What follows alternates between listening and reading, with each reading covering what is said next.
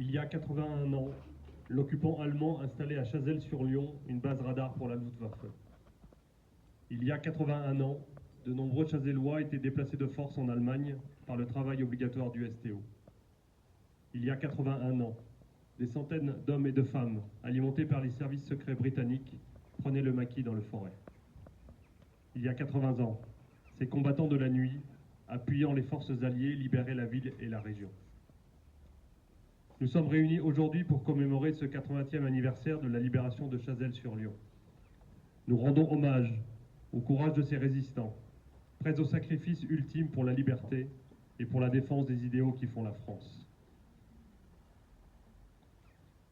Dans le département, dès les premiers jours de l'occupation, des hommes et des femmes refusent la défaite.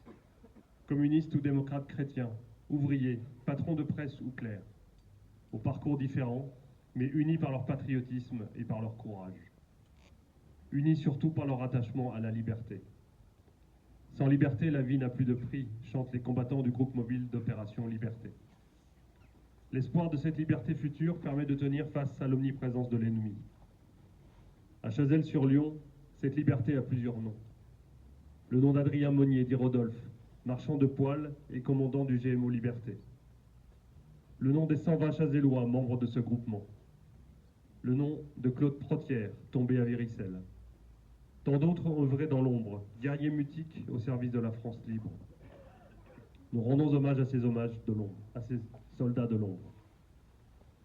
Jusqu'au bout pourtant, l'occupant aura imposé sa terreur. L'arrestation, puis la déportation d'Henri Falk, de Jean Cour, de René Fétinet et de Louis Lecoq en juillet 1944 illustrent les risques considérables auxquels s'exposait cette armée des ombres.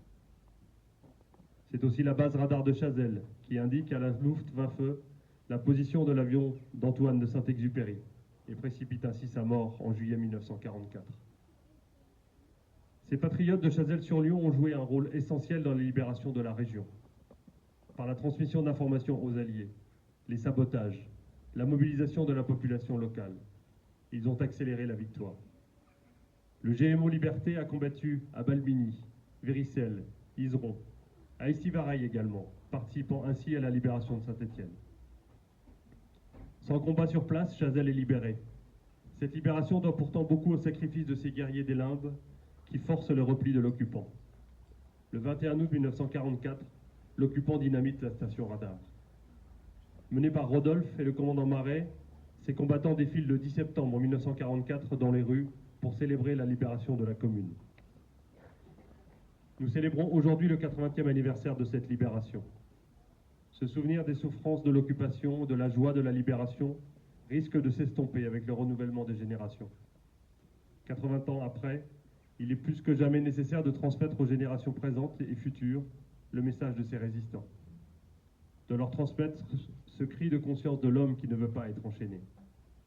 Je tiens à ce titre à saluer le travail remarquable de l'association Patrimoine et Histoire de Chazelles-sur-Lyon et à les remercier pour l'initiative de cette commémoration. Nous sommes collectivement responsables de la transmission de la mémoire et des idéaux des combattants de la libération. La République est une histoire, mais elle est aussi un principe.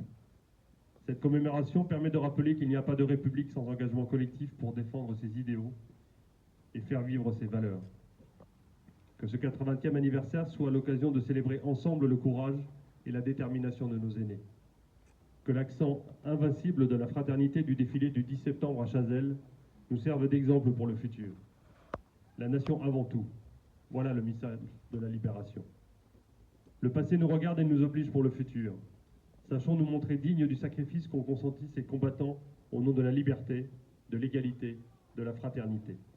Du sacrifice consenti au nom de la France. Vive la résistance, vive la République et vive la France.